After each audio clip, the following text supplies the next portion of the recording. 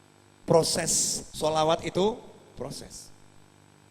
Suatu malam ada seorang ulama mimpi. Ini kisah sahihah, kisah yang nyata bener. Seorang ulama mimpi, dalam mimpinya bertemu Nabi Muhammad SAW. Lihat Nabi lagi gandeng preman nomor wahid di kota tersebut. Digandeng. Kaget, maka ngomong pada Rasulullah, ya Rasulullah itu preman. Kau digandeng? Iya, saya mau memberikan syafaat untuknya. Bangun ulama ini, karena khawatir itu lamunannya, jadi ulama itu dalam mimpi pun warok. Enggak berani memastikan langsung, oh saya mimpi Nabi, enggak, warok, hati-hati, jangan sampai salah kan. Maka sholat, tidur lagi. Dalam tidur mimpi yang sama 3 kali berturut-turut. Ulama itu akhirnya berangkat ke masjid karena beliau imam masjid. Sebelum subuh, buka pintu masjid, ngimami. Biasanya sampai masjid itu belum ada orang. Pagi itu subuh-subuh belum adzan. Beliau heran, sampai di masjid itu kok sudah ada orang duduk di soft pertama di belakang imam persis. Dideketi, begitu deketi dilihat, loh ini preman nomor 1 ini. Preman nomor wahidnya udah di masjid. Nah premannya lihat kiai tadi langsung ditubruk, lihat ulama tadi langsung ditubruk, nangis, bilang saya tobat ulama, ustadz, kiai, tolong bimbing saya. Maka ulama tersebut berkata, oke, saya akan bimbing kamu, syaratnya 1. Syaratnya 1. Apa syaratnya? Syaratnya kamu ceritakan amalmu apa. Maka dijawab, saya enggak punya amal apa-apa yai, cuman 1 amal saya. Jenengan kan tahu, saya ini hidupnya bagaimana, hidup saya enggak benar, sholat ya tidak, hidup saya enggak karu-karuan lah, mau limo ya dilakoni, cuman saya punya 1 hal. Apakah itu? Saya sebelum tidur sholawat 1000 kali kepada Nabi Muhammad SAW. Dari dulu zaman saya rusak, tidak pernah meninggalkan 1000 kali sholawat sebelum tidur. Akhirnya membuahkan hasil, diberi syafaat oleh Nabi Muhammad SAW. Karena itu sholawat adalah proses. Semoga Allah menerima semua amal kita semua. Wabillahi taufiq wal hidayah. Wassalamualaikum warahmatullahi wabarakatuh.